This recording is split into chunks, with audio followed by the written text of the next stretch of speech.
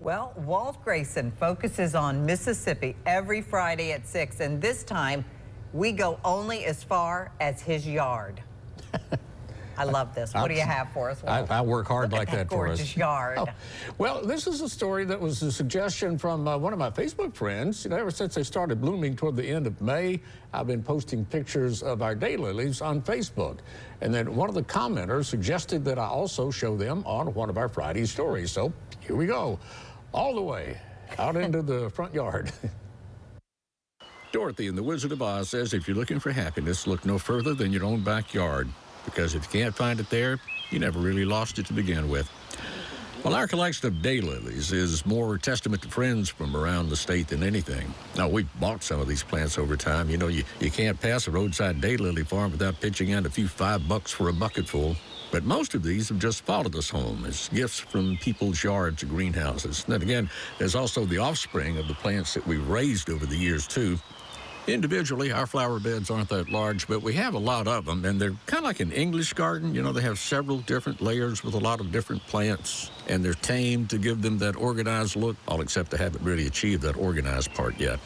You may or may not know this about daylilies. They get their name because each individual bloom only lasts one day.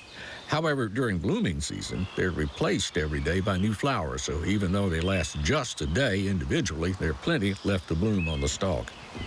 Now, you'd think that if the blooms only last a day, then the interest in daylily gardening would only last a few weeks of the year. And to an extent, that is true, except for late bloomers and rebloomers that surprise you with more flowers for several more months. But pretty much by the end of June, the major blooming is over, and the beds go from making daily bouquets to making single buds and blossoms. But that doesn't mean that the work in the daylily bed is over, not by a long shot. There's constant weeding, they tell me, and then propagation. Most of the flowers bloom and then drop off, but some leave behind a seed pod.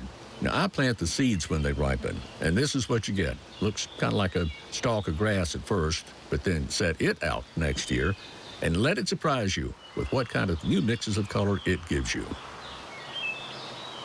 Actually, really like Christmas morning every day for a bunch, because you go out there every day and it's something brand new for several weeks. I grew up with daylilies, and I'm a great deadheader. You know, I like to go and get the ones that have bloomed off. Well, if you're a deadheader, then you'll recognize this too, that if your daylilies, when they've grown into a clump, you know, if you divide them, you've got to divide. You got and do that in October. Then you divide them and they'll bloom a whole lot easier too. I know, but you've got a greenhouse now, so you were able to start your seed pods. Yeah, well, that's true. That helps to put them in the greenhouse. Yeah.